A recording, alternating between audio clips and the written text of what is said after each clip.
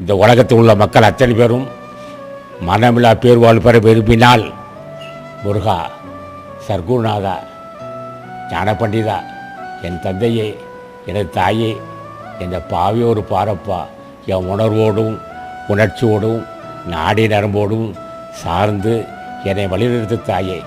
என்னை தனியாக விட்டுறாத, என்னை வழிநடத்தணும். என்னை நான் விட்டு நான் கெட்டு போவேன்.